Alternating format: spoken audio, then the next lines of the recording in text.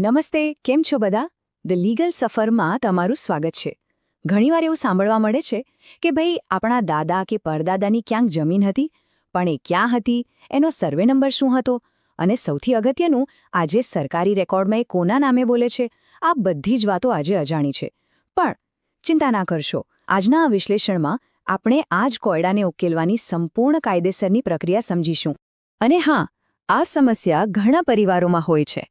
વડીલોની જમીનની વાતો તો પેઢી દર પેઢી થતી રહે છે, પણ સમય જતાં એની વિગતો, એના પુરાવા ક્યાંક ખોવાઈ જાય છે. તો આ વિશ્લેષણનો હેતુ બસ એટલો જ છે કે તમને એક સાચી અને સ્પષ્ટ કાયદેસરની પ્રક્રિયા સમજાવી શકાય. તો સવાલ એ છે કે શું આવી અજાણી કે ખોવાયેલી જમીન પાછી શોધી શકાય? મારો કાનૂની જવાબ છે હા, બિલકુલ, 100% શોધી શકાય છે. જો ગુજરાત સરકારના જે રેવન્યુ રેકોર્ડ છે, રજિસ્ટ્રેશન રેકોર્ડ્સ છે, એની બરાબર તપાસ કરવામાં આવે તો કોઈ પણ વ્યક્તિ પોતાની વડીલોપાર્જિત જમીન સુધી સચોટ રીતે પહોંચી શકે છે. તો જુઓ, આપણે આખી પ્રક્રિયાને સ્ટેપ બાય સ્ટેપ સમજીશું. ઓનલાઈન તપાસથી લઈને ઓફિસ સુધી અને પછી કોર્ટ સુધી શું કરવું પડે. આ દરેક મુદ્દો બહુ જ અગત્યનો છે, એટલે અંત સુધી ધ્યાનથી સમજજો. ચાલો ત્યારે શરૂ કરીએ. કોઈ પણ પ્રકારની શોધખોળ કરતા પહેલા બે પાયાની વસ્તુઓ આપણી પાસે હોવી જ જોઈએ. આખી કાનૂની લડાઈનો આધાર તમે સમજી લો કે આ બે વસ્તુઓ પર જ ટકેલો છે. સૌથી પહેલું કામ એ નક્કી કરવું કે તમારા વડીલ મૂળ કયા ગામના વતની હતા. એકવાર ગામ નક્કી થઈ જાય એટલે બીજું અને સૌથી મહત્વનું કામ છે પેઢીનામું કઢાવવાનું. આના માટે તમારે જે તે ગામના તલાટીકમ મંત્રીનો સંપર્ક કરવો પડશે. પેઢીનામું શું છે? એ એક કાનૂની પુરાવો છે જે સાબિત કરે છે કે તમે એ મૂળ જમીન માલિકના સીધા વારસદાર છો. કોઈ પણ સરકારી રેકોર્ડ માંગવા માટે આ તમારો પહેલો અને સૌથી અગત્યનો પુરાવો છે. સારું, હવે આપણે આવીએ છીએ બીજા તબક્કા પર, અને એ છે ડિજિટલ તપાસ.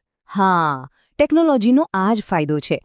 તમે ઘરે બેઠા બેઠા જ ઘણી બધી અગત્યની માહિતી મેળવી શકો છો. ગુજરાત સરકારનો ઓફિશિયલ જમીન રેકોર્ડ માટેનો પોર્ટલ છે એનીરોર. આ પોર્ટલ પર જઈને તમે ગ્રામ્ય જમીનના રેકોર્ડમાં વિલેજ ફોર્મ્સ જોઈ શકો છો. પણ અહીંયા એક સિક્રેટ છે, એક સૌથી મહત્વનો વિકલ્પ. એ છે જૂના સ્કેન કરેલા હકપત્રક ગામ નમૂના 6. આ વિકલ્પ કેમ ખાસ છે? કારણ કે આમાં વર્ષો જૂની એન્ટ્રીઓ, જમીનના મૂળ માલિકની નોંધણીઓ બધું જ સ્કેન કરીને સાચવવામાં આવ્યું હોય છે. હવે એ બની શકે કે ઓનલાઈન પોર્ટલ પર બધો જૂનો રેકોર્ડ અપડેટ ના થયો હોય અને તમને માહિતી ના મળે. તો શું? તો આપણે જઈશું ત્રીજા સ્ટેપ પર. આમાં હવે તમારે જે તે તાલુકાની મામલતદાર કચેરીની રૂબરૂ મુલાકાત લેવાની રહેશે. મામલતદાર કચેરીમાં એક ઈ-ધરા કેન્દ્ર હોય છે. ત્યાં જઈને તમારે ગામ નમૂના 6, 7, 12 અને 8A પ્રમાણિત એટલે કે સહી સિક્કાવાળી નકલ માટે અરજી કરવાની છે. પણ અહીં ખાસ યાદ રાખજો, તમારે ફેરફાર નોંધ રજિસ્ટરની નકલ માંગવાની છે. આ રજિસ્ટરમાં જમીનની માલિકી ક્યારે અને કેવી રીતે બદલાઈ એનો આખો ઇતિહાસ નોંધાયેલો હોય છે. અને હવે આપણે આ પ્રક્રિયાના સૌથી શક્તિશાળી અને કદાચ સૌથી ઓછા જાણીતા ભાગ પર આવીએ છીએ. મોટાભાગના લોકોને આ સ્ટેપની ખબર જ નથી હોતી.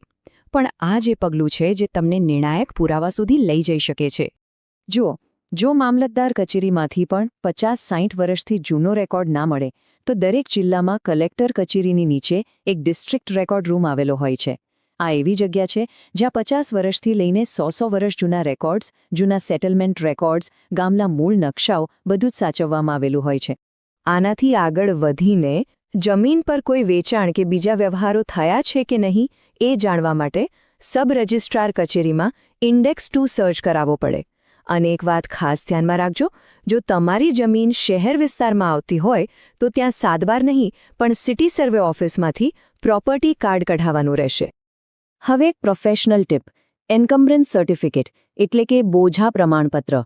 આ કોઈ સાદો કાગળ નથી. આ સર્ટિફિકેટ છેલ્લા 30થી 50 વર્ષનો આખો કાનૂની ઇતિહાસ તમારી સામે મૂકી દેશે. એ જમીન પર ક્યારે લોન લેવાઈ, કોને વેચવામાં આવી, કોને ભેટમાં અપાઈ, બધી જ વિગતો આ એક જ દસ્તાવેજમાં મળી જશે. સારું, માની લો કે આ બધી મહેનત પછી જમીનનો રેકોર્ડ મળી ગયો. હવે શું? સૌથી મોટો સવાલ તો એ જ છે. જમીન મળી ગઈ, પણ હવે આગળ શું કરવું? અહીંયા મુખ્યત્વે 3 અલગ-અલગ પરિસ્થિતિઓ ઊભી થઈ શકે છે. અને આ સ્લાઇડ એ ત્રણેય રસ્તાઓ એકદમ સ્પષ્ટ રીતે બતાવે છે. જુઓ, જો લેટેસ્ટ 7/12માં હજુ પણ તમારા વડીલનું જ નામ ચાલતું હોય તો સીધું તલાટી પાસે વારસાઈ નોંધ કરાવી શકાય. જો કોઈ અજાણ્યા વ્યક્તિનું નામ ચડી ગયું હોય તો પછી સિવિલ કોર્ટમાં દાવો કરવો પડે. અને જો જમીન શ્રી સરકારના નામે થઈ ગઈ હોય તો પ્રાંત અધિકારી સમક્ષ રિવિઝન અરજી કરવી પડે છે. ચાલો હવે એક બહુ જ ગંભીર અને મહત્વપૂર્ણ કાનૂની ચેતવણી પર આવીએ. જેવી તમને જમીનની માહિતી મળે આ વાત પર તરત જ ધ્યાન આપવું પડશે. 12. આ આંકડો બરાબર મગજમાં બેસાડી દેજો. પ્રોપર્ટી કાયદામાં આ ખાલી એક નંબર નથી, આ એક એવી સમયમર્યાદા છે જેને અવગણવાની ભૂલ ક્યારેય ના કરતા. આપણા કાયદામાં એક લિમિટેશન લો છે, એટલે કે મર્યાદાનો કાયદો. એ એવું કહે છે કે જો કોઈ વ્યક્તિ તમારી જમીન પર ગેરકાયદેસર રીતે 12 વર્ષથી કબજો જમાવીને બેઠો હોય અને તમને એની જાણ હોય છતાં તમે કોઈ કાયદાકીય પગલાં ન લો તો એ વ્યક્તિ એડવર્સ પોઝેશન એટલે કે પ્રતિકૂળ કબજાના આધારે માલિકીનો દાવો કરી શકે છે.